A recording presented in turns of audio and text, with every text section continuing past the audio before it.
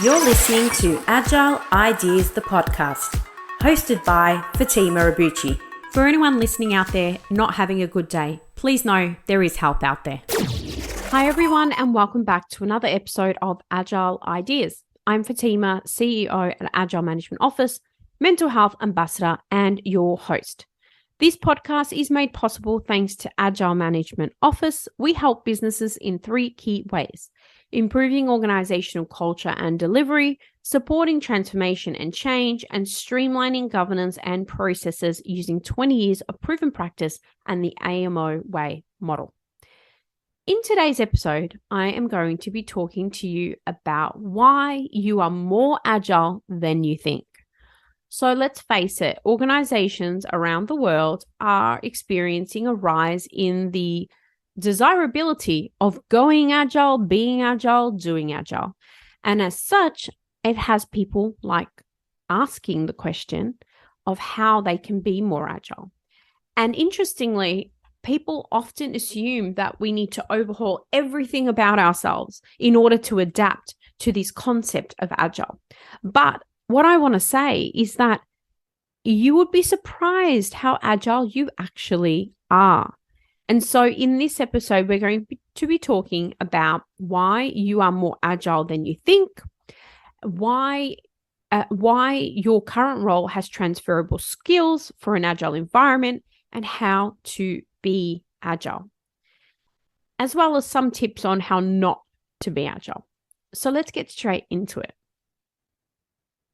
So starting with the fundamentals, Agile is defined in earlier podcast episodes. So I'm not going to spend time explaining what Agile-based methodologies are. But what I will say is how important it is to be Agile.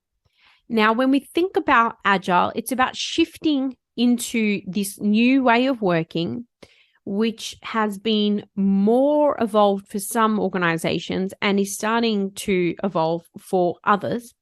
But it enables us to focus on not just a complete shift in our behavior, but also the fundamentals around the way that our teams collaborate and deliver, and ultimately shift in our roles day to day. It sounds really daunting, and in many ways it is. An agile transformation is not a cup of tea. It is not simple by any means, and it can be done very, very poorly, but it can also be done reasonably well. Sometimes when you hear about the concepts of agile, you may think it's like hitting the delete button on everything you've ever been and everything you've ever done to meet the demands of this thing called agile. And it really isn't about that. If you think about it, I tend to tell people, believe it or not, that they are more agile than they think. And so I really wanted to elaborate a little bit more about how you can use your existing skills or role in a more agile environment. Simply put, I just think that many people have not been shown how their skills that they already possess are actually valid and can apply in an agile environment, and what those roles might be.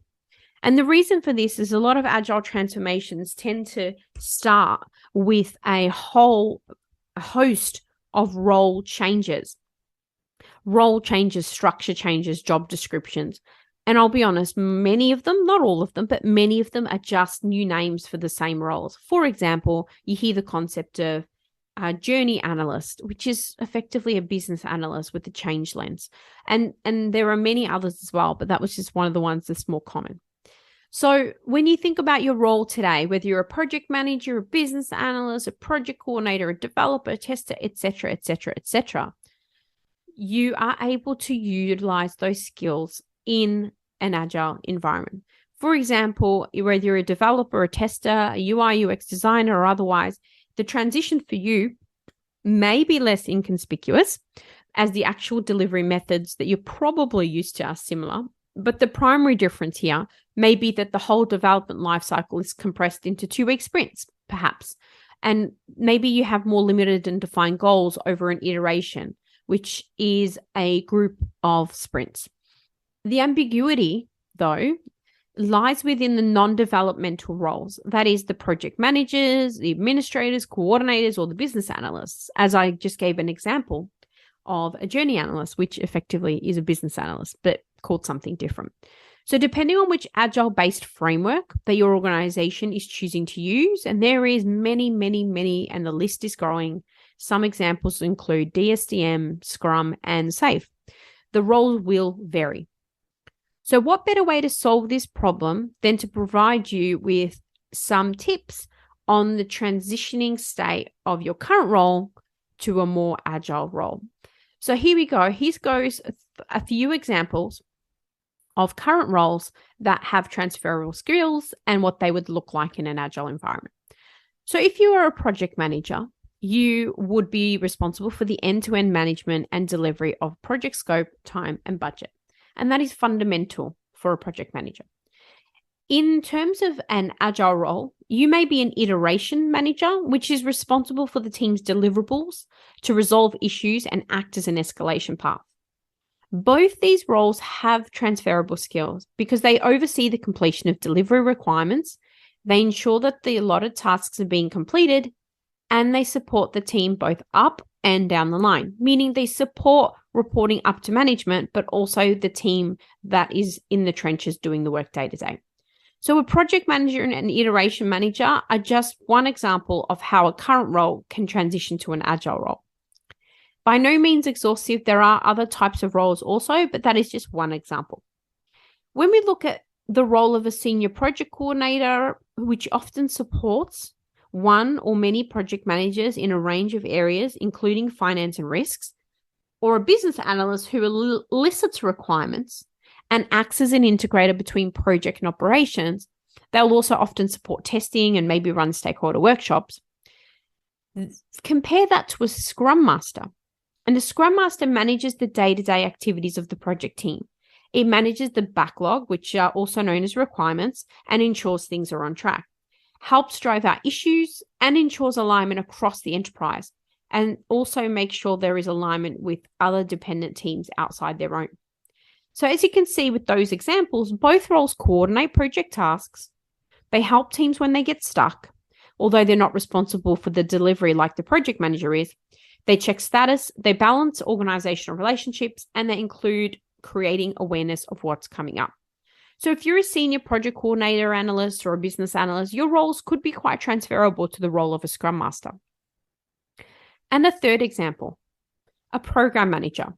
A program manager is ultimately accountable for what is delivered by the program or projects. It's responsible for delivery, multiple project teams, a delivery to multiple project teams, and also to deliver a common outcome to time, budget, and scope. And it may have multiple project streams and teams reporting into it.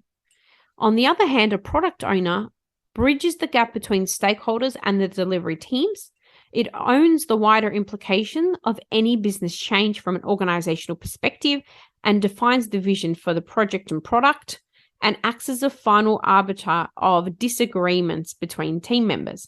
Ultimately, the product owner is accountable for the product, whereas a program manager is accountable for the project. But as you can see, both roles are accountable for what is delivered, as they are actively involved in the beginning and the end, and really are the facilitator of those inputs and outputs. Now, program managers typically have a lot more depth and breadth around project management skills, but these are things that could easily be learned or transitioned into a product owner role. So there are some examples of how your current role could transition to an agile role and some of the transferable skills. One thing I wanted to shout out about is how not to be agile.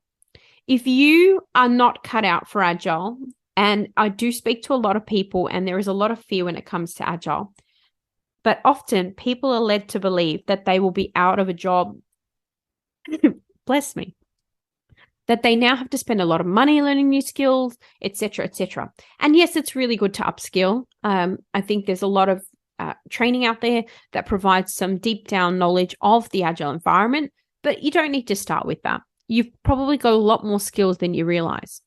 One thing you should know is that a lot of your existing capabilities are transferable and can naturally fit within an agile environment.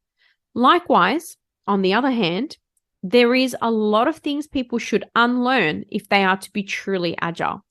And these include things such as fixed mindset and lack of curiosity, being rigid and inflexible. We know a lot of people that have these traits. Having a one-size-fits-all approach, not being a team player. Agile is all about team and collaboration and not having that sort of mentality of being inflexible and not wanting to be a team player. Being unable to adapt quickly. This is very common in the larger organizations compared to those of their smaller counterparts. And also having no sense of urgency, just taking your time. These are all things that don't collaborate well with Agile. So there are many things that need to be learned and unlearned. And as long as you're open to change, are curious and are wanting to learn, are willing to fail and be flexible in your approach, you have the right starting steps to become more agile. And to learn more, make sure you download our This is Agile pocketbook that covers everything in Agile from start to finish.